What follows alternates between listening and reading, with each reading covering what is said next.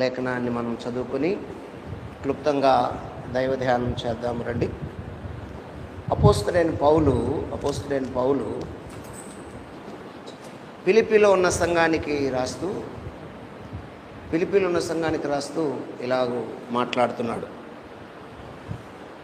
ఫిలిప్పీ పత్రిక 2వ అధ్యాయము 12వ వచనాన్ని చదువుకుందాం. ఫిలిప్పీ పత్రిక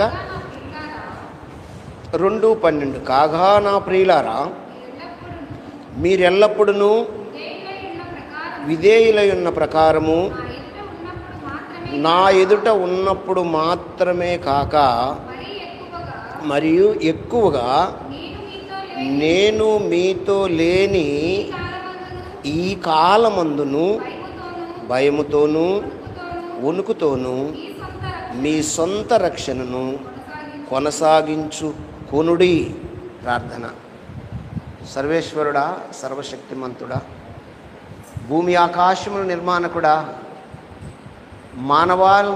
మానవాళిని ప్రత్యేకంగా నిర్మించిన విశ్వసృష్టికర్త యేసునాథుడా, పరమతండ్రి, పరిశుద్ధాత్ముడా, హృదయపూర్వక కృతజ్ఞతాస్తుతులు చెల్లిస్తున్నాను. ఇదిగో ప్రభువా, ఈ రాత్రి ఈ విజ్ఞాపన సిద్ధపాటు కూటంలో మీరు దిగివచ్చి ప్రభువా నాతోనూ మాతో మీరు మాట్లాడి మీ నామానికి మహిమ తెచ్చుకోమని కరుణామయుడా కన్నతండ్రి మీ కొందనాలు స్తోత్రాలు చెల్లిస్తూ ప్రభువా మీరు దిగిరండి. ప్రభువా నీ దాసుని ప్రభువా పూర్తిగా మరుగు చేసి మీరు కనిపించండి. శిరస్సు నుండి సిరిపాదం వరకు మీ రక్తం ప్రోక్షించి ప్రతి దోషమును కడిగి అపరాధములు క్షమించి అయ్యా మీ స్వరం వినిపించండి. మీరు మాట్లాడితే మేము బ్రతుకుతామయ్యా. నీవు పలికితే మాకు మేలయ్యా.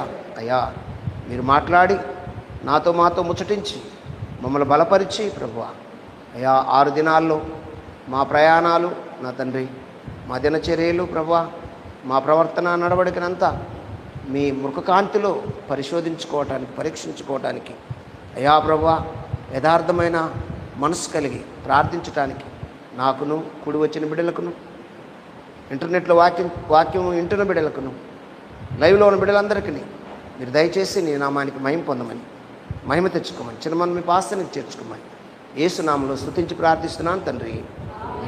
ఆమేన్, ఆమేన్. హల్లెలూయా. దేవునికి స్తోత్రం. హల్లెలూయా. Praise the Lord. మంచిది. ప్రియా దైవ జనాంగమా, దేవుని ప్రజలారా, మరి గడిచిన ఆదివారం నుండి ఈ శనివారం సాయంత్రం వరకు దేవుడు సురక్షితంగా కాచి కాపాడి ఆయన రెక్కల నీడలో భద్రపరిచి శనివారము సిద్ధపాటు కూటంలో ప్రవేశపెట్టాడు. అందుని బట్టి ఏం చేద్దాం? స్తుతిద్దామా? మరి చేతులు ఎత్తాలా లేకపోతే నోటి చెప్పాలా?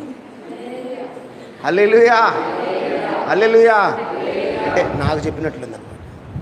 స్తోత్ర, హల్లెలూయా. మరి దేవుణ్ణి స్తుతిస్తూ ఈ 6 దినాల్లో మన ఆలోచన విధానము, మనం తీసుకున్న నిర్ణయాలు, మన ప్రవర్తన ఏ విధంగా ఉంది? దేవునికి ప్రీతికరంగా ఉందా? Ellen good. దేవుడు నిన్ను ఆశీర్వదిస్తాడు. ఓకే, దేవునికి అనుకూలంగా నడవాలనుకున్నప్పుడు కొన్ని పరిస్థితులు మార్గం తప్పించాయా? తప్పించబడినటువంటి సమయాన్ని తెచ్చి, ఆ పరిస్థితులు తెచ్చి దేవుని దగ్గర పెట్టి కప్పుకోక ఒప్పుకొని ప్రభువుకు చెప్పుకుంటే ఆయన రక్తం ఏమవుతుందంట? మనం పాడుకున్న పాటల్లో ఉంది ఒక మాట, ఆయన రక్తము దునుమాడుతుందంట. దేవునికి స్తోత్రం కలుగును గాక. దునుమాడేది నీ రక్తమే, దహించేది నీ రక్తం. అబ్బా, వండర్ఫుల్. భక్తుడు అలా భలే రాశాడు. దునుమాడదంటే ఒకేసారి అది ఏం చేస్తుంది తెలుసా? పట్ట పట్ట పట్ట పట్ట గుద్దేస్తుంది. గుద్దేసి కాల్చి బూడిద చేస్తాయి. యేసు రక్తం. హల్లెలూయా. Praise the Lord. దేవునికి మహిమ కలుగును గాక. దునుమాడేది నీ రక్తమే, దహించేది నీ రక్తమే. ఆయన రక్త కాపుదలలోకి వచ్చి ఆయన రక్తాన్ని ఆస్వాదించి ఆ రక్తాన్ని మనము స్వతంత్రించుకొని ప్రతి విధమైనటువంటి అనాలోచన, ప్రతి విధమైనటువంటి దేవునికి వ్యతిరేకంగా జరిగినటువంటి ఆ ప్రవర్తనను దిద్దుకుండే బడి, దిద్దుకుండే శిక్షణా తరగతులు, దిద్దే బాల శిక్షకుడు ఇక్కడ ఉన్నాడు. ఆయన పేరు పరిశుద్ధాత్ముడు. దేవునికి స్తోత్రం కలుగును గాక. హల్లెలూయా. ఆయనకు పూర్తిగా లోబడి ఆయన సన్నిధిలో మనము యథార్థమైన హృదయముతో మోకరించి ప్రార్థన చేయగలిగితే ప్రతి బలహీనతకు విజయము, విడుదల వస్తుంది. హల్లెలూయా. కాబట్టి ఆనాడు ఫిలిప్పీలో ఉన్నటువంటి సంఘానికి పత్రిక రాస్తూ భక్త పౌలు, ఏ పౌలు? భక్తుడు అని మంచి పేరు పొందినటువంటి భక్తుడు, భక్త పౌలు. మరొక పేరుంది ఆయనకి. ఎవరు? మీరన్నారా? మీరన్నా? సపోర్ట్ పట్టండి, గుర్తుపెట్టుకోవాలి. పరిశుద్ధ పౌలు. ఏ పౌలు? అసలు ఎంత బిరుదు తెలుసది. ఈరోజు ఆ పేరు నువ్వు నేను పొందాలని దేవుడు కోరుకుంటున్నాడు. అదే పేరు, అదే టైటిల్ నీవు నేను పొందాలని పరిశుద్ధాత్ముడు ఆశిస్తున్నాడు. పరిశుద్ధ పౌలు, పరిశుద్ధ పౌలు. ఈ పరిశుద్ధ పౌలు నడిపిస్తున్న సంఘానికి లేఖ రాస్తూ, ఫిలిప్పీ సంఘానికి లేఖ రాస్తూ, నా ప్రియులారా, నా ప్రియులారా అంటే, ప్రియులు అంటే తన ప్రాణములో సగభాగం అని అర్థం. దేవునికి స్తోత్రం కలుగును గాక. తన ప్రాణములో సగభాగమా, నా శరీరంలో సగభాగమా, ఆత్మీయ బంధుత్వమా, నా ప్రాణమా, నా ప్రాణముతో మిమ్మల్ని ప్రేమిస్తున్నాను అని ఒక పిలుపునిస్తూ పౌలు అంటాడు. ఏమంటాడంటే, కాగా నా ప్రియులారా మీరెల్లప్పుడూ విధేయులై ఉన్న ప్రకారము. ఏంటంట? ఎల్లప్పుడూ విధేయత, ఎల్లప్పుడూ విధేయత, విధేయులై ఉన్న ప్రకారము. దేవునికి లోబడటం, మాటకు లోబడటం, మాట వినటం, మాటను త్రోసివేయకుండా, అది ఎందుకు చేయాలి, దేని కొరకు చేయమంటున్నావు అని అడగకుండా, దేవుడు చెప్పాడు నేను చేస్తాను, అదేమైనా పర్వాలేదు అన్నంత విధేయత. అట్లా కాకుండా దేవుడు పిలిచారనుకో, ఎందుకో చెప్పు, దేనికి రావాలి చెప్పు అన్నాం అనుకోండి, అది విధేయత కాదు. అంటే నీకు చెబితేనే చేస్తావా? నీకు చెబితే చేసేది విధేయత కాదు. నిన్ను చేయమన్నప్పుడు ఆ మాటకు ఏమాత్రం తల వెనకకుండా, వెనుదీయకుండా చేసిందే విధేయత. దేవునికి స్తోత్రం కలుగును గాక. వివరాలు అడిగి, వివరాలు కనుక్కొని చేసేది దేవునికి విధేయత కాదు. కాదు కాదు కాదు దేవుడు చెప్పాడు, చేయమన్నాడు. మేలు కీడులు ఆయన తీసుకుంటాడు. మేలైనా చేస్తాను, కీడైనా నేను చేయగలను. ఎవరు చేశారు అలాగా? అబ్రహాం చేశాడు. శద్రక, మెషక్, అబేద్నెగోలు చేశారు. మేలో కీడో నాకు అనవసరం, బ్రతుకుతానో చనిపోతానో నాకు అనవసరం. బ్రతికితే బ్రతుకుతాను, బ్రతికిటకు సమర్థుడు. ఒకవేళ బ్రతకపోతే బ్రతకపోతాను. ఆయన కొరకు ఈ శిక్ష వచ్చింది, అనుభవిస్తాను. మేలైనా కీడైనా లెక్క చేయకుండా అగ్నికి ఆహుతి అవడానికి ఇష్టపడినటువంటి భక్తులు శద్రక్, మెషక్, అబేద్నెగోలు. అదే కోవలో దానియేలు కూడా. సింహాలు తినేసినా చంపేసిన పర్వాలేదు, ప్రార్థన మాత్రం నేను ఆగను అని అదే కోణం. ఎందుకంటే వాళ్ళు స్నేహితులు కదా. ఒకే ఆత్మ వారి మీద పనిచేస్తుంది, ఒకే మనసు వారి మీద పనిచేస్తుంది. ఏక మనసు, ఏకాత్మ, ముగ్గురిది. అటువంటి మనస్తత్వం కావాలని పౌలు కోరుకుంటూ ఏమంటాడంటే, విధేయులైన ప్రకారము నా ఎదుట ఉన్నప్పుడు మాత్రమే కాక మరియు ఎక్కువ. అంటే ఇక్కడ చూపించినటువంటి భక్తి కంటే, ఇక్కడ చూపించినటువంటి విధేయత కంటే, ఇక్కడ కనపరిచినటువంటి ప్రవర్తన కంటే ఎక్కువ ప్రవర్తనను కూడగట్టుకోవాలి, ఎక్కువ ప్రవర్తన సంపాదించుకోవాలి. అంటే ఇక్కడ ఉన్నటువంటి ఆ పట్టుదల కంటే ఇంకొంత బయటకు వెళ్ళినప్పుడు పట్టుదలను పెంచుకోవాలి. దేవునికి స్తోత్రం కలుగును గాక. సాధారణంగా భక్తులకు ఇక్కడ పట్టుదల ఉంటుంది. దేవుడు ఉన్నాడని, దేవుని సన్నిధి ఉన్నదని, పరిశుద్ధాత్ముడు నాతో ఉన్నాడని, పరిశుద్ధాత్ముడు నాలోనికి వచ్చాడని, పరిశుద్ధాత్ముడు మాట్లాడుతున్నాడని ఇక్కడ పట్టుదల ఎక్కువ ఉంటుంది. రోషం ఎక్కువ ఉంటుంది. సాతాను మీద కక్ష ఎక్కువ ఉంటుంది. అపవాదిని దునుమాడతారని బలం ఎక్కువ ఉంటుంది. మెట్లు దిగ్గానే చాలామంది డేలా పడిపోతారు, బలహీనమైపోతారు. ప్రార్థనలో బలహీనము, రోషములో బలహీనము, పరిశుద్ధతలో బలహీనము, ఏమండి నీతిలో బలహీనము, ఇంకెవరు చూడలేదనే ఒక అనాలోచన వచ్చి పట్టు విడిచి ప్రయాణం చేయటం వల్ల ఇక ఉన్నటువంటి దుష్టశక్తులన్నీ దాడి చేస్తూ ఉంటాయి. అష్టదేవతలు అని మన పురాణాల్లో రాయబడ్డాయి, 5వ గ్రంథాల్లో. అష్టదేవతలు, ఈ దుష్టశక్తులు, దురాత్మ శక్తులు అన్నీ దాడి చేసినప్పుడు ఇంకా అవి ఏమైనా చేసుకొని పోతుంటాయి. మనమేమో చేతులు వాళ్ళకి ఇచ్చేసి అన్నిటికీ లోబడి అవసరమైతే దేవుని సన్నిధి మీద తిరగబడే క్రైస్తవ సమాజము లోకంలో చాలా కనిపిస్తుంటాయి. గమనించారా? ప్రశ్నిస్తే కోప్పడే క్రైస్తవ సమాజం. నీకెందుకయ్యా అన్నాడు నన్ను ఒక ఆయన. డైరెక్టే ముఖాముఖి మాట్లాడుకుంటూ ఇది పద్ధతి కాదు కదా, ఈ పద్ధతిని ఇలాగ ఎలా కొనసాగిస్తావంటే నీకెందుకయ్యా, వాడి బాధ పడతాడు అన్నాడు. సాక్షాత్తు మేమిద్దరం మాట్లాడుకున్నప్పుడు జరిగిన ఆ సంభాషణ. నీకెందుకయ్యా అనే పరిస్థితి. కొంతమంది అనరు కానీ మనసులో అనుకుంటారు నీకెందుకయ్యా. చూసారా? దేవుని పట్టును ఇడవద్దు బాబు, దేవునితో నడవటం మానవద్దు బాబు. ఈ పౌరుషము ఎక్కువ వాళ్ళు కానీ తగ్గకూడదు. లోకంలోకి వెళ్ళినప్పుడు చెబితే నీకెందుకనే పరిస్థితి ఎందుకు తెలుసా? లోకంలో ఉన్నటువంటి ప్రభావితము వారి మీనికి రావటం వలన ఎదురు మాట్లాడే వాయిస్ వాళ్ళకిస్తుంది లోకం. విధేయత చూపించే స్వభావాన్ని పక్కకు పంపిస్తుంది లోకము, లోకదేవతలు.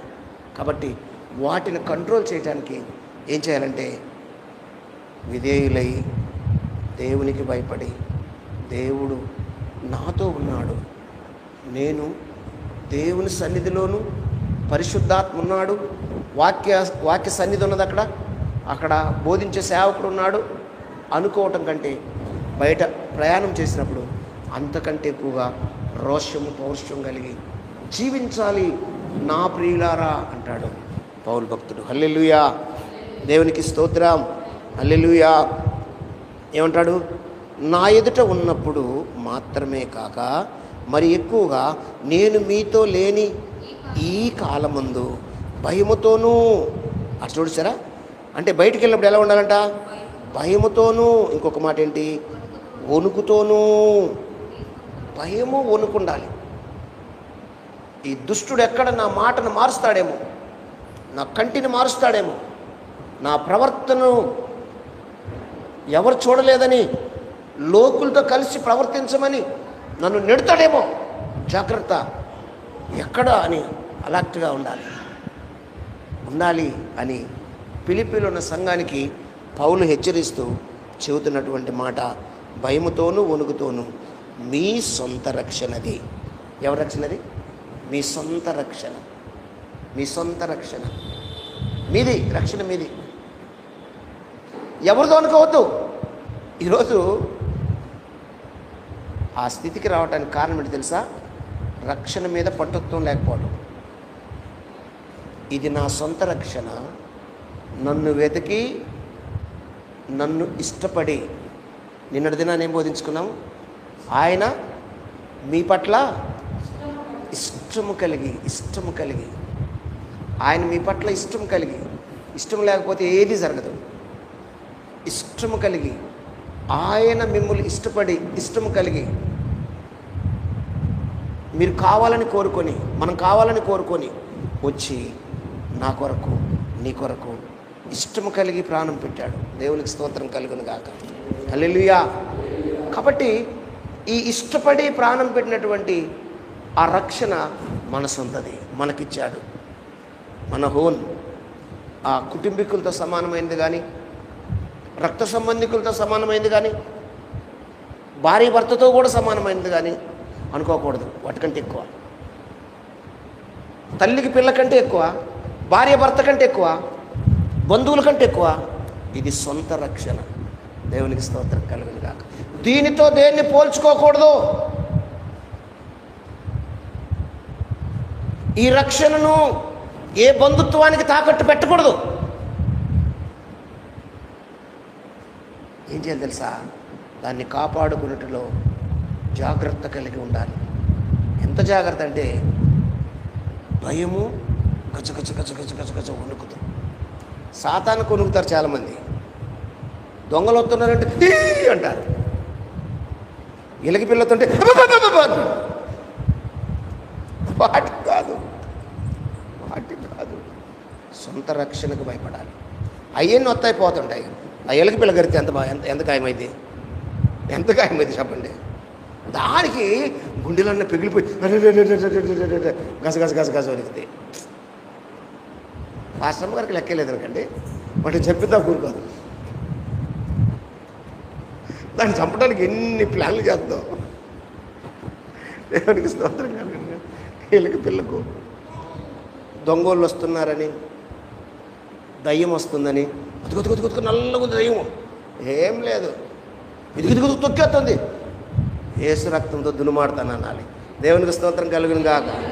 దునుమాడేది నీ రక్తమే, దయించేది నీ రక్తమే, దునుమాడేది నీ రక్తమే, దయించేది నీ రక్తమే, నీ రక్తమే, నీ రక్తమే నన్ను శుద్ధీకరించన్, నీ రక్తమే బలము, నీ రక్తమే నా బలం. హల్లెలూయా. మన బలం ఏంటి? యేసు రక్తము. నీ కలలోకి దయ్యం వచ్చిన దాన్ని దునుమాడద్ది, దయిస్తుంది. యేసు రక్త బలంలో దాన్ని దయింప చేస్తున్నాను అంటే గచ్చ వణుకుతుంది. నువ్వు అనకక్కర్లేదు. కానీ మనం భయపడవలసింది, వణుకోవాల్సింది సొంత రక్షణను కాపాడుకునే విషయంలో, యేసుతో సహవాసం చేసే విషయంలో అద్భుతమైనటువంటి భక్తిని కనపరచాలి. ఓ ఫిలిప్పీలున్న సంఘస్థులారా అంటాడు పౌలు భక్తుడు. 1వ అధ్యాయము 27వ వచనంలో అంటాడు, నేను వచ్చి మిమ్మల్ని చూసినను రాకపోయినను మీరు, మరొకసారి చదువు, మీరు ఏ విషయములలోనూ, చాలా జాగ్రత్తగా వినాలి, మీరు ఏ విషయములలోనూ ఎదిరించు వారికి బెదరక అందరూ ఒక్క భావముతో సువార్త విశ్వాస పక్షమున పోరాడుచు ఏక మనసు గలవారై నిలిచి ఉన్నారని నేను మిమ్ములను గూర్చి వినులాగున మీరు క్రీస్తు సువార్తకు తగినట్లుగా ప్రవర్తించుడి.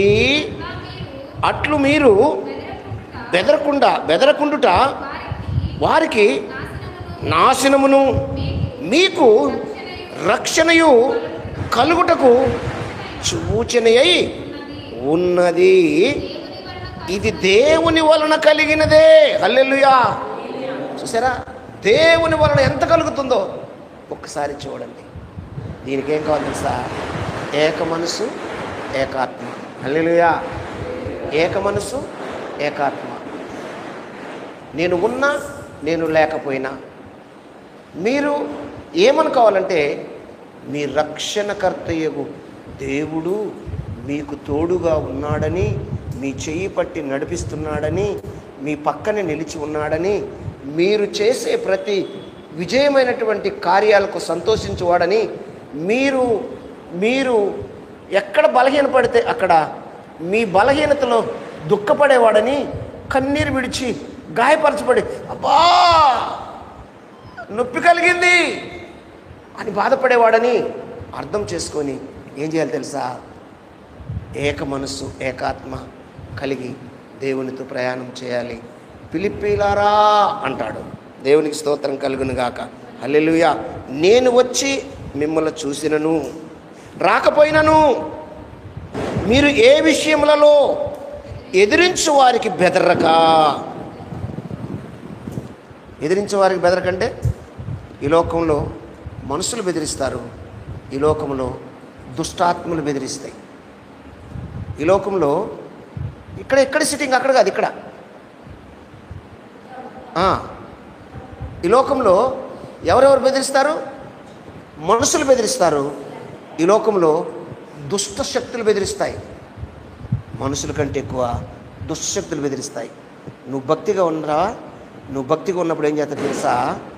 నిన్ను భక్తిహీనునిగా చేయాలని అర్ధరాత్రి వచ్చి నీ పేక పట్టుకొని వాడు నులిమినట్లు, చంపేసినట్లు, ఇక బ్రతుకు లేదన్నట్లు అటువంటి సిచ్యువేషన్ను క్రియేట్ చేస్తాడు.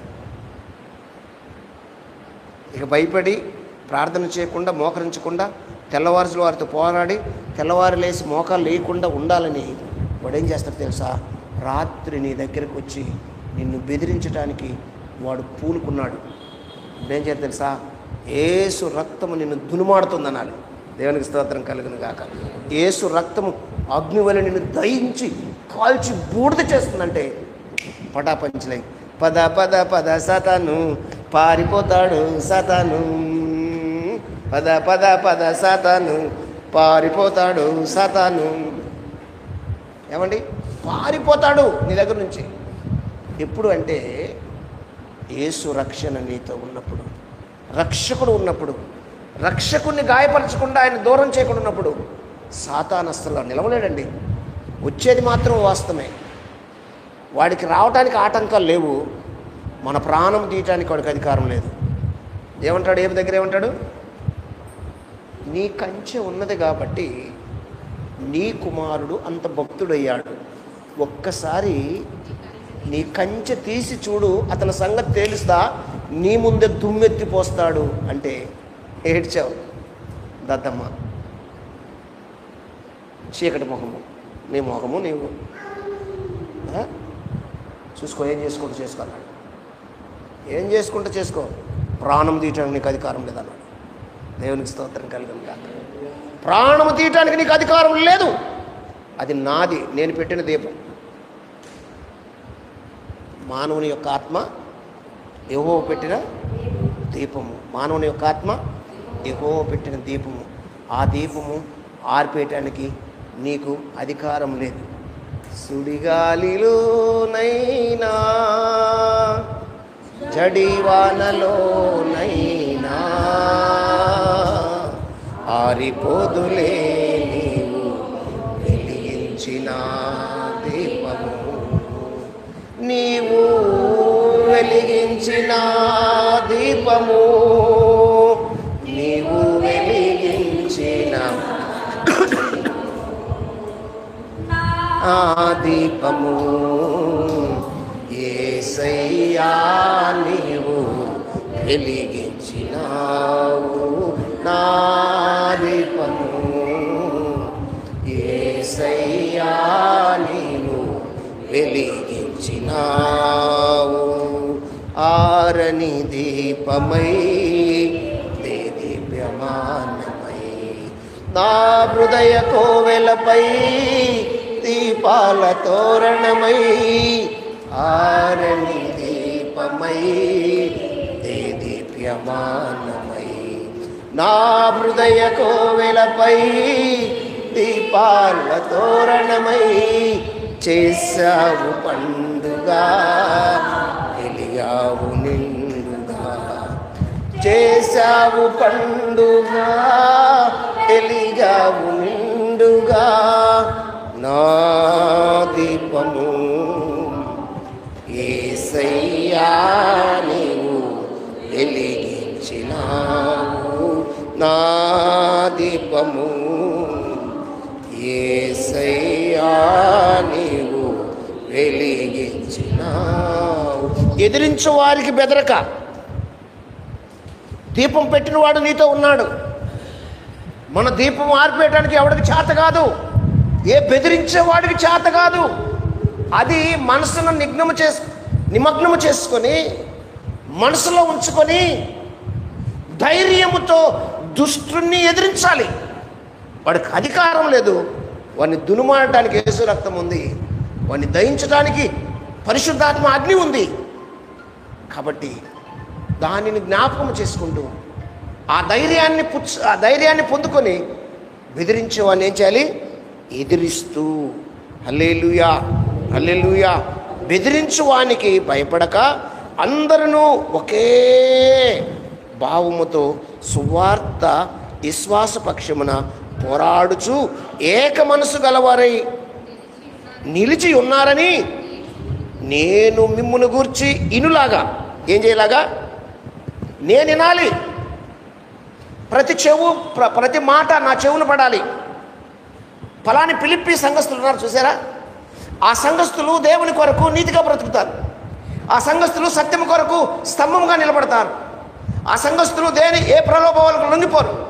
ఆ సంఘస్థులు ఏసంటంత పిచ్చి సొంత రక్షణ కాపాడుకునే విషయంలో ఎవరు లేరు అని చెప్పుకుంటే నేను వినాలి. పౌలు భక్తుని యొక్క కోరిక, నేను ఇనులాగా ప్రతి నోరు మాట్లాడుతుంటే నేను వినాలి. ఈ విధంగా మీరు మీ సొంత రక్షణను కాపాడుకుంటూ మీరు ముందుకెళ్ళాలి. నేను వినులాగా మీరు క్రీస్తు సువార్తకు తగినట్లుగా ప్రవర్తించుడి. అట్లు మీరు బెదరకుండుట వానికి ఏమైందంట? యేసు రక్తబలం ద్వారా. హల్లెలూయా. బెదరకుండుట వాడికి నాశనమును మీకు రక్షణయు కలుగుడనుటకు సూచన అయి ఉన్నది. హల్లెలూయా. ఇది దేవుని వలన కలుగునది. దేవుడు మన పక్షాన నుండి కార్యసిద్ధి కలుగు చేస్తున్నాడు. మన బలం కాదు, మన శక్తి కాదు, మన యుక్తి కాదు, మన వ్యూహం కాదు, మన వివేచన జ్ఞానం కాదు, మనదేది కాదు. ఆయన ఉంటే అన్ని మనకి. దేవునికి స్తోత్రం కలుగును కాక. మనలో కార్యసిద్ధి కలుగు చేయవాడు ఆయన కాబట్టి ఆయన మనతో ఉన్నాడని, మన కార్యాలయం జరిగిస్తున్నాడని, జరిగే ప్రతి అడుగుకు విజయానికి ఆయనే కారకుడని ఆయన స్తుతిస్తూ ఆయనతో ప్రయాణం చేస్తుంటే అసలు ఆ యొక్క సంతోషం వేరు, ఆ హృదయ స్పందన వేరు, ఆ హృదయ ఆనందం వేరు. అసలు ఆ అవధులు దానికి అద్దులు ఉండవు అన్నమాట. దానికి అద్దులు ఉండవు. అవధులు దాటినటువంటి ఆనందము దేవుడు మనకిస్తూ ఉంటాడు. దానికి కారకుడు, కథాకారకుడు ఎవరు అంటే మన రక్షణకర్త అయిన దేవుడు. హల్లెలూయా. దేవునికి స్తోత్రం. అదే ఇంకొక సంఘానికి రాస్తుంటాడు, కొలసీలో ఉన్న సంఘానికి రాస్తూ పౌలు భక్తుడు కొలసీ పత్రికలో అంటాడు, కొలసీ సంఘానికి రాస్తూ 2వ అధ్యాయం 5వ వచనం ఏంటంటే, నేను శరీర విషయంలో దూరంగా ఉన్నను, ఆత్మ విషయంలో మీతో కూడా ఉండి మీ యోగ్యమైన ప్రవర్తనను క్రీస్తునందలి మీ స్థిర విశ్వాసమును చూసి ఆనందించుచున్నాను. హల్లెలూయా, స్తోత్రం. పౌలు భక్తుని యొక్క ఆనందాన్ని కనపరుస్తున్నాడు. ఎంత కనపరుస్తున్నాడంటే, ఈ స్థిరమైన విశ్వాసము అంటే వాళ్ళకు వస్తున్నటువంటి కష్టాలు, వాళ్ళు ఎదుర్కొన్నటువంటి బాధలు, వారు కనపరుస్తున్నటువంటి రక్షణ ఆనందాన్ని పౌలు చూసి, ఆహా, నేను కన్నబిడ్డలేనా ఇల్లు, నా సువార్త ద్వారా జన్మించిన బిడ్డలేనా ఇల్లు, నా బోధలు పెరుగుతున్న బిడ్డలేనా ఇల్లు, ఎన్ని కష్టాలు వచ్చినా, ఎన్ని బాధలు వచ్చినా, చివరికి ఎవరైనా ప్రాణం తీయటానికి వచ్చినా లెక్క చేయక బెదిరించు అని బెదిరింపుకు భయపడక ఎదిరించి వాడి నాశనముకు కావలసినటువంటి బాటను వేస్తున్నారు, దారిని వేస్తున్నారు. వీరు నా బిడ్డలు అని ఆనందముతో పొంగిపోతున్నాడు పరిశుద్ధ పౌలు. దేవునికి స్తోత్రం కలుగును గాక. హల్లెలూయా, హల్లెలూయా. ఈ రోజుల్లో అటువంటి వారు కావాలని ఆత్మదేవుడు కోరుకుంటున్నాడు. దేవునికి స్తోత్రం కలుగును గాక. హల్లెలూయా, హల్లెలూయా. ఆ మధ్యకాలంలో కొంతమందిని పలకరించినప్పుడు మందిరానికి రాలేదేంటి అని అడిగితే, అబ్బే ఎక్కడ అందుబాటులో ఉంటే అక్కడ మందిరానికి వెళ్తాను, నేను మందిరం మానలా. ఇది గొప్ప అనుకుంటున్నారా? ఎక్కడ దగ్గర ఉంటే అక్కడ మందిరానికి వెళ్ళడం గొప్ప అనుకుంటున్నారా? కాదు. ఏ క్రమము నీకు అప్పగించబడిందో, ఏ బండ నుండి చిక్కితివో, ఏ రాతి నుండి తీయబడ్డావు, ఏ గోతి నుండి తీయబడ్డావో, ఏ ఉపదేశానికి నువ్వు, ఏ క్రమానికి నువ్వు కట్టుబడి ఉన్నావో, ఏ ఆత్మీయ తండ్రి నీ కొరకు చూసి ఆనందించాలనుకుంటున్నాడో తెలియదా వాక్యము? తెలియకనే బాధ, తెలియకనే బాధ. తెలిస్తే ఎవరు చేయరా పని. ఏదైతే యేసయ్య కాదా, ఏదైతే చర్చి కాదా, ఇటువంటి సచ్చు మాటలు వినపడుతుంటాయి కొన్ని చోట్ల. సచ్చు మాటలు. ఇక్కడ పౌలు ఏమంటాడు తెలుసా? నేను ఆనందించాలి అంటాడు. నేను ఆనందించాలి, మీ ప్రవర్తన చూసి నేను ఆనందించాలి. ఆనందించాలంటే ఎలాగ ఆనందిస్తాడు? వారి ప్రతి అణువణువు, వారు వేస్తున్న అడుగులు చూసి, వారు ఎదుర్కొంటున్నటువంటి కష్టాలు చూసి, క్రీస్తు కొరకు ఇస్తున్న జవాబులు చూసి, క్రీస్తు నడుస్తున్నటువంటి సావాసం చూసి, క్రీస్తు కొరకు వాళ్ళ త్యాగాలు చూసి ఆనందించి ఆనందించి ఏమంటాడు? నేను శరీర విషయంలో దూరముగానున్నను, ఆత్మ విషయంలో మీతో కూడా ఉండి మీ యోగ్యమైన ప్రవర్తనను క్రీస్తునందలి మీ స్థిర విశ్వాసమును చూసి ఆనందించుచున్నాను. హల్లెలూయా. ఆత్మనాద అదృశ్య దేవ అఖిల శరాలకు ఆధారుండా, ఆత్మనాద అదృశ్య దేవ అఖిల శరాలకు ఆధారుండా, అనయము మదిని ఆశ తీరా ఆనందింతు, అనయము నిన్నే కొనియాడుచునే, ఆశ తీరా ఆనందింతు, ఆనందింతు నీలో దేవా, అనుదినం నిన్ను స్తుతించుచు, ఆనందింతు నీలో దేవా, అనుదినం నిన్ను స్తుతించుచు. మధురమైన నీ నామమునే, మధురమైన నీ నామమునే మరువక ధ్యానింతును ప్రభువా, మరువక ధ్యానించగ ప్రభువా, ఆనందింతు నీలో దేవా, అనుదినం నిన్ను స్తుతించు. హల్లెలూయా. మధురమైన ఆయన నామాన్ని ధ్యానిస్తూ, మధురమైన ఆయన నామం కొరకు బ్రతుకుతున్నప్పుడు ఆశ తీర ఆనందిస్తానయ్యా అంటది మేరెక్క. ఎవరు? యేసన్న గారి చెల్లెలు మేరెక్క పాడారు పాట. ఇది ఎవరన్నారు? పౌలు భక్తుడు అన్నాడు. పౌలు భక్తుడు ఆనందాన్ని చూసి, పౌలు భక్తుడు ఆశ తీర ఆనందిస్తున్నటువంటి ఆ లేఖనాన్ని రాసుకుంటూ, మధురమైన నీ నామంను స్తుతించినప్పుడు, ధ్యానించినప్పుడు, నీ నామం కొరకు బ్రతికినప్పుడు, నీ నామం కొరకు సాక్షిగా ఉన్నప్పుడు ఆశ తీర ఆనందిస్తారు పాడుతుంది. కాబట్టి పౌలు భక్తుడు కూడా ఏమంటాడు తెరా? స్థిరమైన విశ్వాసమును చూసి ఆనందిస్తాను. ఎవరు ఎందు స్థిరమైన విశ్వాసం అంటే క్రీస్తునందలి మీ స్థిర విశ్వాసమును చూసి ఆనందిస్తానంటాడు. మీ యోగ్యమైన ప్రవర్తన చూసి ఆనందిస్తానంటాడు. నేను మీ దగ్గర ఆత్మతో ఉన్నానని, ఆత్మలో మీతో ఉన్నానని మీరు గ్రహించిన గ్రహింపును చూసి ఆనందిస్తున్నాను. ప్రవక్త ఏమంటాడు తెలుసా? ప్రవక్త ఎలీషా ప్రవక్త అంటాడు, నా ఆత్మ నీతో రాలేదా అంటాడు. గెహాజీ ఎక్కడున్నావయ్యా అంటే, అదేంటి ఇక్కడే ఉన్నాను కదా, నేను ఎక్కడికి వెళ్ళానండి?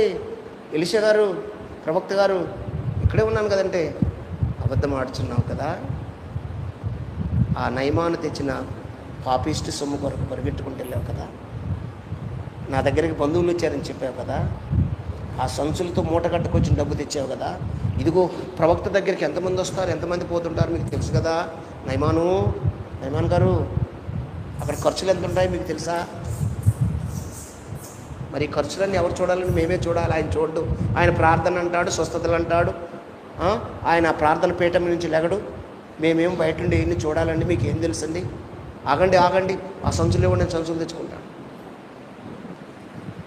పోనీ యథార్థంగా ఒప్పుకుంటే శాపం వచ్చేది కాదు. యథార్థంగా ఒప్పుకోకుండా నేను ఇక్కడే ఉన్నాను అంటాడు. అప్పుడు అంటాడు ప్రవక్త, నయమాను, నా ఆత్మ నీతో కూడా రాలేదా? నువ్వు తీసుకున్న డబ్బులు నా ఆత్మ చూసింది.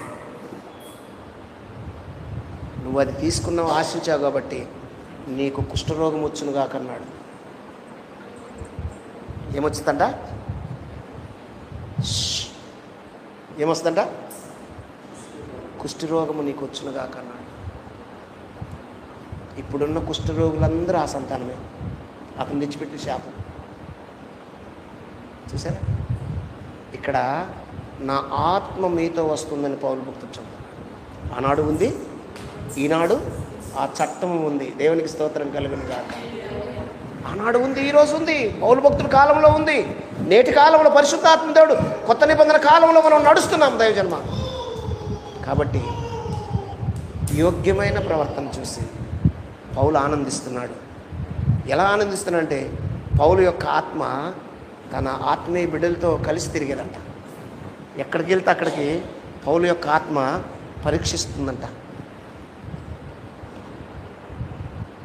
ఈరోజు ఈ సిద్ధపాటు శనివారం విజ్ఞాపన సిద్ధపాటు కూటంలో పరిశుద్ధాత్మను కోరుకుంటున్నాడు. మీరెవరికైనా భయపడుతున్నారా? బెదిరించే వారికి భయపడుతున్నారా?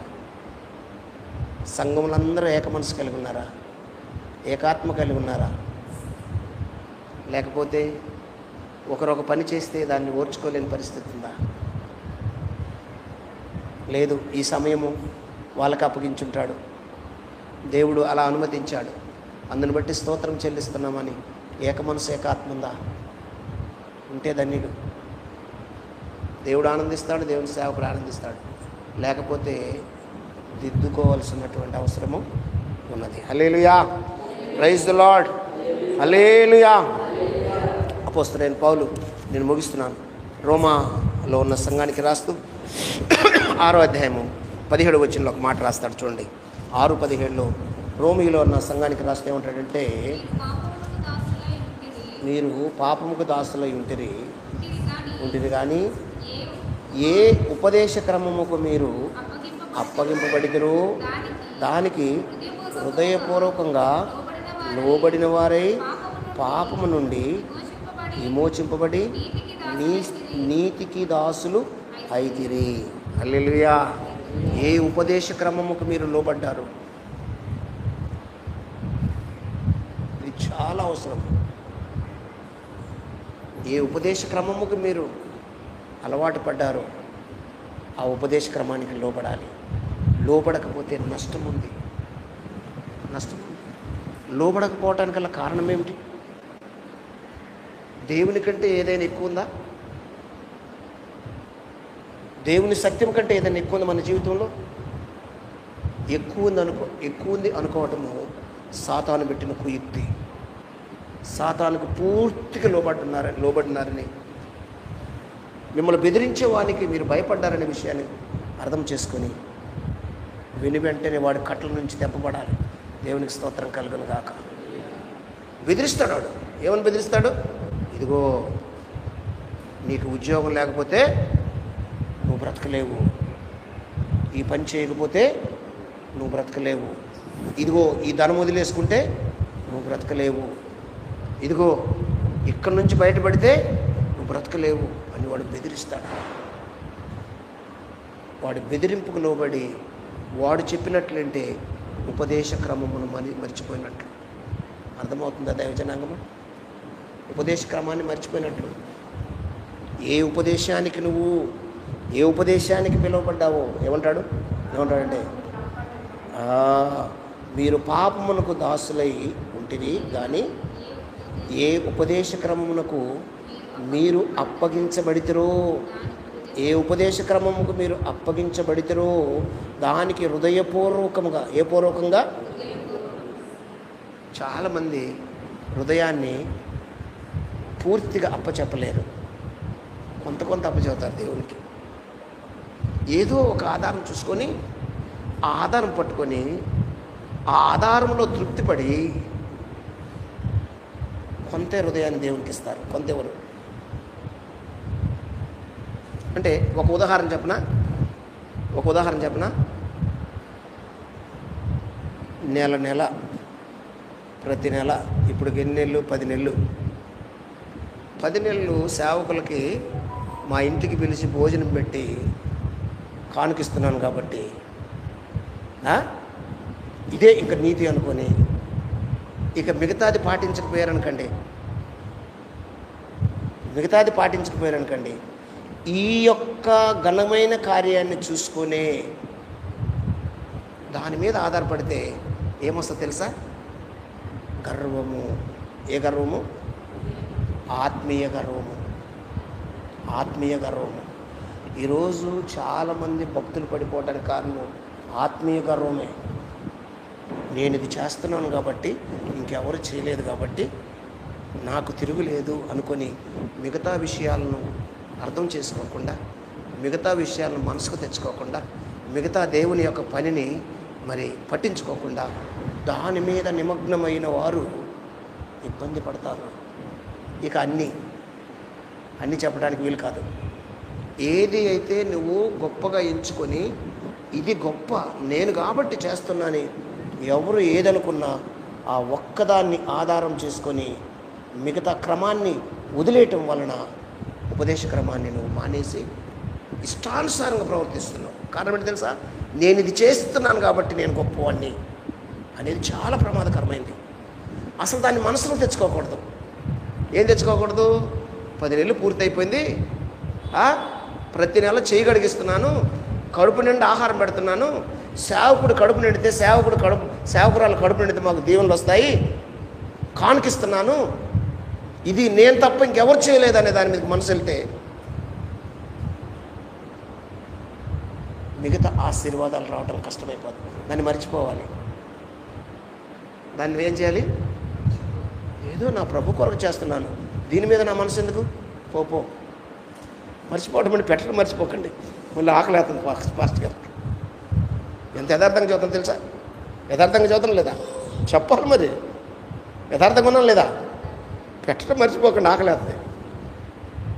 కానీ దాని మీద మీరు మనసు పెట్టుకోకండి, మీ ఆశీర్వాదాలు పోతాయి.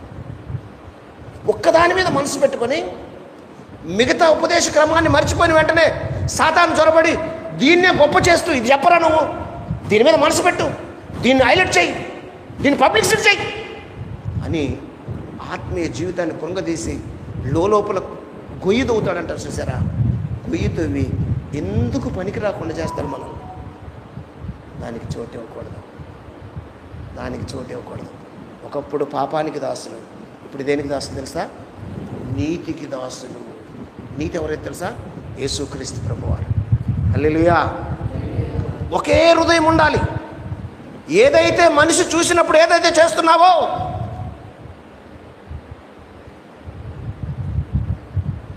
ఏ క్రమం పాటిస్తున్నావో ఆ క్రమం మనిషి చూడనప్పుడు కూడా పాటిస్తే ఆ సేవకుని యొక్క ఆత్మ, పరిశుద్ధ ఆత్మ చూస్తున్నాడనే ఆ భయం మనలో ఉన్నప్పుడు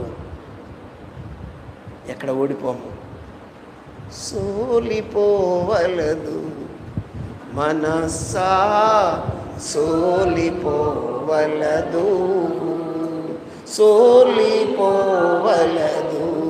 మనసా, సోలిపోవలదు. ప్రియుడు దేవుడు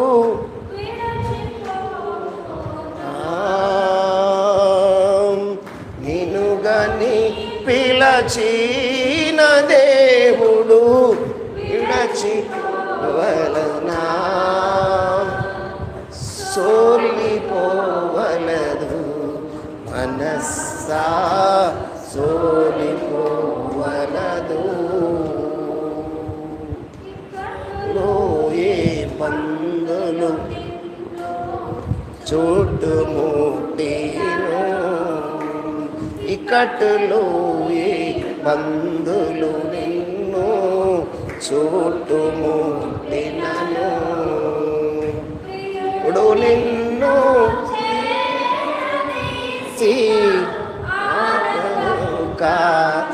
ఆ మాట కావాలి. ప్రియుడు నిన్ను చేరదీసిన ఆనందము కాగా సోలిపోవలదు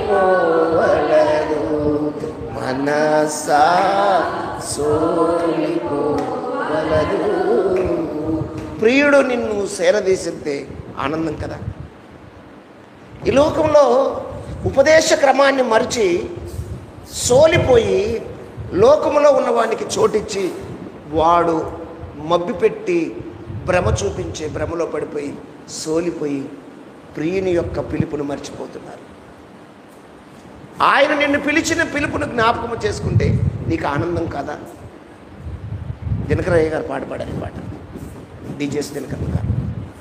సోలిపోకూడదు, లోకాన్ని చూసి బెదిరిపోకూడదు, లోకస్తుడు బెదిరింపులకు బెదరకూడదు.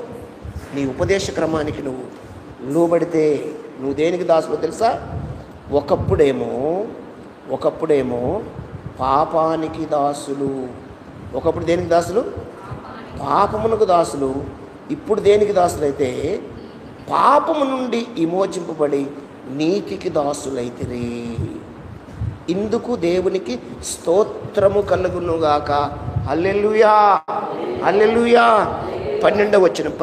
కాబట్టి శరీర దురాశలకు లోబడినట్లుగా చావునకు లోనైన మీ శరీరమందు పాపమును ఏలనీయకుడి. పాపమును వేలనీయకుడి. ఏమిటా పాపం అంటే ఉపదేశ క్రమం మర్చిపోవటమే పాపము. అన్ని పాపాలే.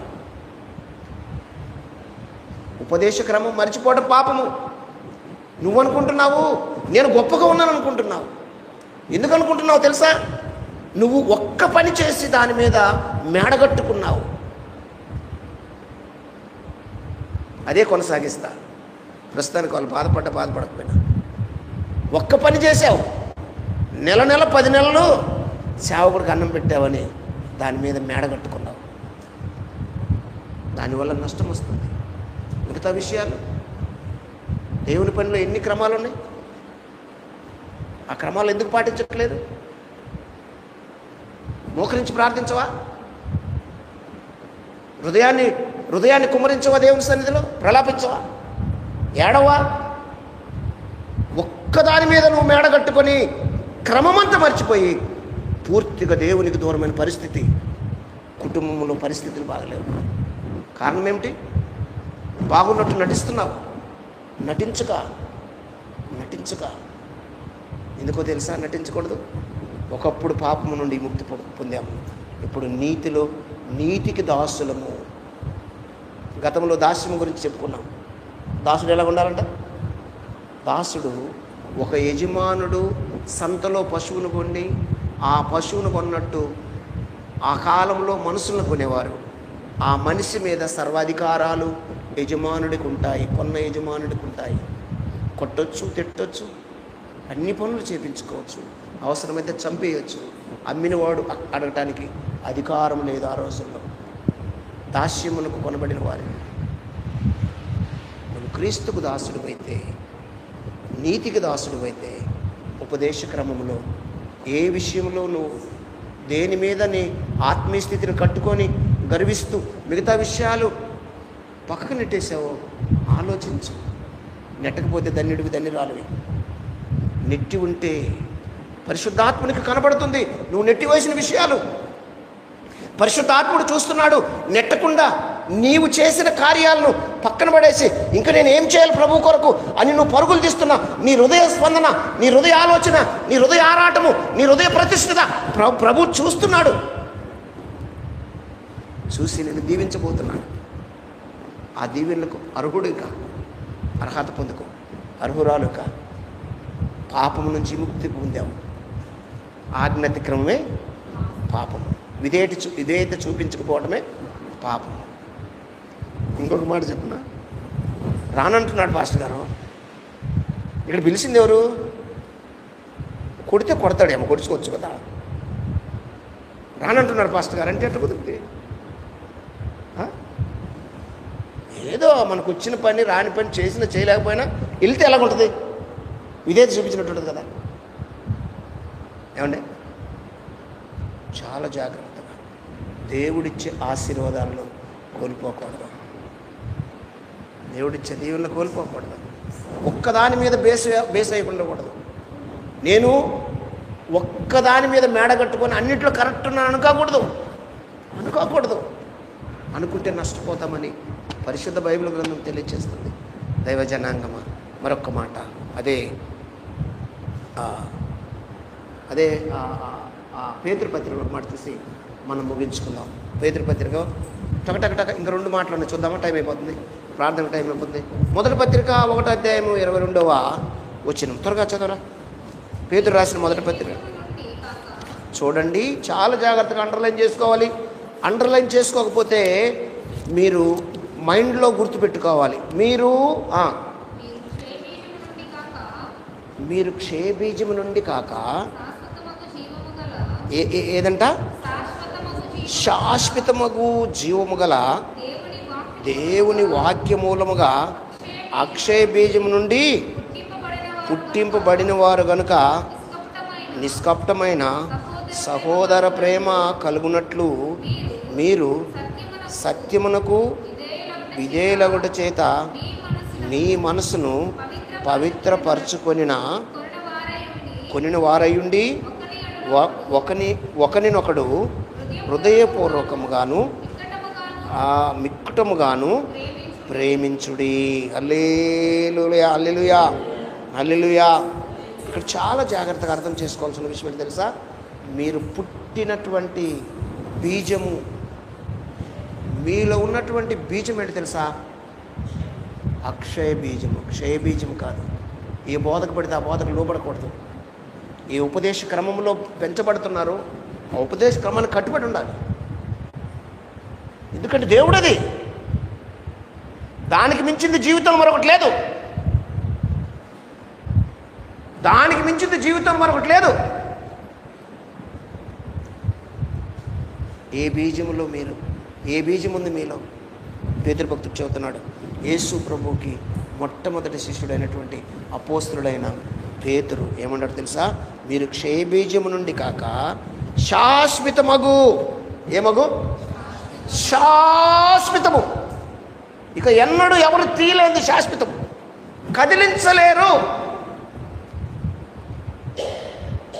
కదిలించలేని శాశ్వతమగు ఏంటంట? శాశ్వతమగు జీవము కలిగిన దేవుని వాక్యమూలముగా అక్షయ బీజం నుండి పుట్టింపబడిన వారు గనుక ఈ ఉపదేశ క్రమానికి మీరు పుట్టారు కనుక, అర్థమైతే చెప్పాలంటే ఈ ఉపదేశ క్రమానికి, ఈ వాక్య బోధకు, ఈ సువార్తకు, ఈ మందిరంలో నియమించబడినటువంటి క్రమానికి మీరు పుట్టారు కాబట్టి అక్షయ బీజముకు మరొక దానికి లోబడాల్సినటువంటి అవసరం లేదు.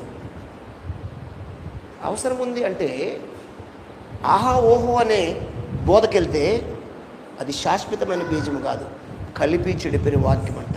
కలిపి చెరిపి మనసులను ఆకట్టుకునే వాక్యము, జనాలను పోగు చేసుకునే వాక్యం. నో, నాకు అక్కర్లేదు. లేఖనానుసారంగా ఉందా? పౌలు ఏం చదువుతున్నాడు? పేతురు ఏం చదువుతున్నాడు? యేసయ్య ఏం చదువుతున్నాడు? యేసయ్య నేర్పించిన బోధ ఏంటి? ఆనాడు అపోస్తలులకు ఆ బోధలో నేను పెంచబడుతున్నాను. నా ఎత్తు డబ్బు పెట్టినా వేరేది నాకు అక్కర్లేదు, ఇది సత్యమని తెలుసుకున్నప్పుడు అంటూ మీరు జీవము కలిగిన దేవుని వాక్యమూలముగా అక్షయ బీజం నుండి పుట్టింపబడిన వారు కనుక నిష్కాప్టమైన సహోదర ప్రేమ కలుగునట్లు మీరు సత్యమునకు, దేనికంట? సత్యమునకు విధేయులవుట చేత మీ మనసులను పవిత్రపరచుకునేటువంటి వారయ్యుండి ఒకరినొకడు హృదయపూర్వకంగా మిగటముగాను ప్రేమించుడి. ఏలయనగా సర్వ శరీరులు గడ్డిలో పోరిన వారై వారి అందమంతయు గడ్డి పువ్వు వలె ఉన్నది. సరే, అటు వద్దు, మళ్ళీ అది చాలా లేట్ అయిపోద్ది అటు వెళ్తే. కాబట్టి దైవజనమ్మా, ఈ విషయాన్ని మర్చిపోకండి. ఇంకొక రెండు మాటలు చదివేసాను త్వరగా, నేను ముగించేస్తాను ఎందుకంటే సమయం అయిపోయింది. చూడండి, యాకోబు పత్రిక మొదటి అధ్యాయము 22వ వచనం. యాకోబు రాస్తూ యాకోబు పత్రిక మొదటి అధ్యాయము 22వ వచనంలో. చాలా జాగ్రత్తగా ఉండాలండి దేవుని పిల్లలారా. మీరు ఇనువారు మాత్రం అయి ఉండి, అండర్లైన్ చేసేయాలి. మీరు ఇనువారు మాత్రమై ఉండి మిమ్మును మీరు మోసపుచ్చుకొనకుండా వాక్య ప్రకారము ప్రవర్తించువారై ఉండి. ఏమంట? వాక్య ప్రకారము ప్రవర్తించువారై ఉండుడి. 25వ వచనం. అయితే స్వాతంత్ర్యము నిచ్చు సంపూర్ణమైన నియమములో తేరి చూసి నిలకడగా ఉండువాడెవడో వాడు విని మరుచువాడు కాక క్రియలను చేయవాడై ఉండి తన క్రియలలో ధన్యుడగును. హల్లెలూయా. ఆహ నా ధన్యత, ఓ నా భాగ్యము, ఏమని వివరింతును, ఏమని వివరింతును. ఆహ నా ధన్యత, ఓ నా భాగ్యము, ఏమని వివరింతును, ఏమని వివరింతును. తన క్రియలలో ధన్యుడు అగుతాడు. మరొకసారి వస్తున్నాను. ఏది నీతి క్రియ చేస్తూ దాని మీద మేడ కడుతున్నావు ఆలోచించు. ఆ ఒక్కదాని మీద మేడ కడుతున్నావు. ఒక్క క్రియ అన్నాడా, క్రియలలో అన్నాడా? క్రియలలో అంటే దేవుడు అప్పగించిన ఉపదేశ క్రమము క్రియలలో. జాగ్రత్త. అంత ఘనమైన దేవుడు మన దేవుడు. అంత శ్రద్ధగా పాటించాలి. దేవుని వాక్యాన్ని హృదయములో భద్రపరచుకోవాలి. ఏదో దండం పెట్టుకొని వెళ్ళే మందిర క్రమం కాదు ఈ క్రమం. ఆ మధ్య ఒక అమ్మాయి వచ్చింది మన చర్చకి. వచ్చి నేను లేని పాస్టమ్ గారి పుట్టినరోజు పాస్టమ్ గారు మందిరంలో ఒకసారి అడుగు పెట్టి వెళ్దాం అనుకుందంట. ఏమనుకుంది? మందిరంలో అడుగు పెడితే వచ్చే ఆశీర్వాదాలు కాదు, క్రియలు చేస్తే వచ్చే ఆశీర్వాదాలు, క్రియలలో ధన్యుడైతే వచ్చే ఆశీర్వాదాలు. లేఖనం చదవక, సత్యవాక్యం మీద అవగాహన లేక, ఉపదేశ క్రమం లేక, ఏ ఉపదేశానికి చెక్కబడ్డావో, ఏ రాత్రి నుండి చెక్కబడ్డావు, ఏ బండం నుంచి చెక్కబడ్డావో నీకు అర్థం కాక, యేసుప్రభు నువ్వు కూడా నేను కూడా క్రైస్తవునని మందిరానికి వెళ్ళి దండం పెట్టుకొని వస్తే జరిగే ధన్యత కాదు ఇది. దేవుడు చెప్పింది చేస్తే జరిగే ధన్యత. దేవునికి స్తోత్రం కలిగిన గాక. 66:2 యెషయా గ్రంథం ముగించేశాను. 66:2 అయిపోయింది. త్వరగా యెషయా గ్రంథం 66 అధ్యాయము 2వ వచనం.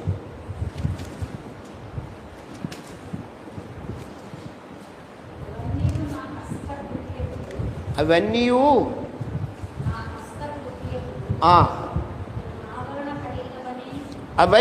నా హస్తకృత్యములు, అవి నా వలన కలిగినవని యెహోవా సెలవిచ్చుచున్నాడు.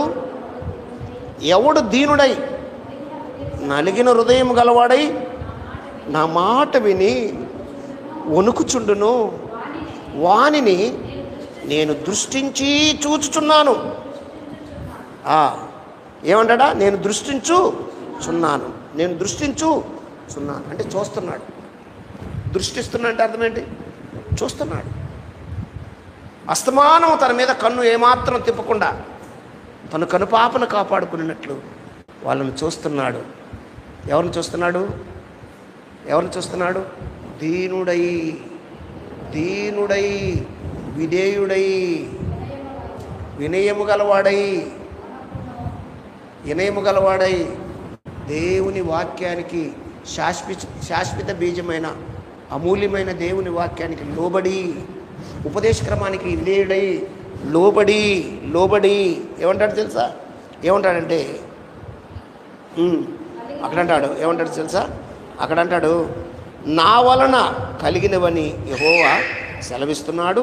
ఎవడు దీనుడై నలిగిన హృదయము గలవాడై నా మాట విని వణుకుచుండునో వానిని నేను దృష్టించుచున్నాను. నా ప్రియదయ జన్మ ఆలోచించండి. ఉపదేశ క్రమాన్ని మరవకుండా దేవుని కొరకు, దేవుని యొక్క పని కొరకు, దేవుని బోధలో, దేవుని శిక్షలో పెరుగుతున్నప్పుడు నేను ఆశీర్వదించబడతాము. కాబట్టి ఆ విషయాన్ని మనసులో పెట్టుకొని పరిశుద్ధ పౌలు పిలుపునిస్తున్నటువంటి పిలుపు, మూలవాక్యం చదవండి. మూలవాక్యం 2వ అధ్యాయం ఫిలిప్పీ పత్రిక 12వ వచనం. కాగా నా ప్రియులారా, మీరెల్లప్పుడూ విధేయులై ఉన్న ప్రకారము నా ఎదుట ఉన్నప్పుడు మాత్రమే కాక మరి ఎక్కువగా నేను మీతో లేని ఈ కాలమందు, ఈ కాలమందు భయముతోనూ వణుకుతోనూ మీ సొంత రక్షణను కొనసాగించుకొనుడి. ఎందుకనగా మీరు ఇచ్చయించుటకును కార్యసిద్ధి కలుగు చేసుకొనుటకును తన దయా సంకల్పమును నెరవేర్చుటకై మీలో కార్యసిద్ధి కలుగు చేయవాడు దేవుడే. హల్లెలూయా. కాబట్టి ఇటువంటి ఉపదేశ క్రమంకు లోబడి మందిరంలో ఉన్నప్పుడు, సేవ కొడుతున్నప్పుడు కాకుండా లోకంలో సంచరిస్తున్నప్పుడు నీ క్రియలు ధన్యమైతే నువ్వు దేవునికి ఇష్టడు అవుతావు. నీ మీద దేవుని దృష్టి ఉంటుంది. నువ్వు ఆశీర్వదించబడతావు. ధన్యుడువు, ధన్యురాలువు. భలే మంచి నమ్మకమైన దాసుడా, నమ్మకమైన దాసురాల దాసుడని ప్రభు పిలుచుకుంటాడు.